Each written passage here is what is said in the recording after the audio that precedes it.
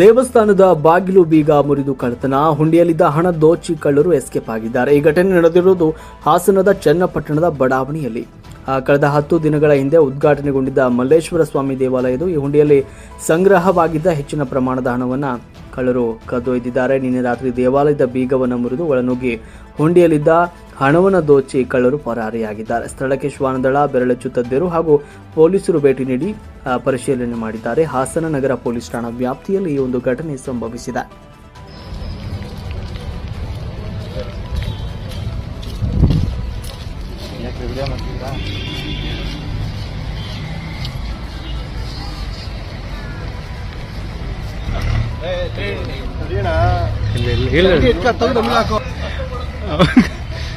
video ಮಾಡ್ಬಿಟ್ಟು ನಮ್ದು ಇವ್ರು ತೆಗಿ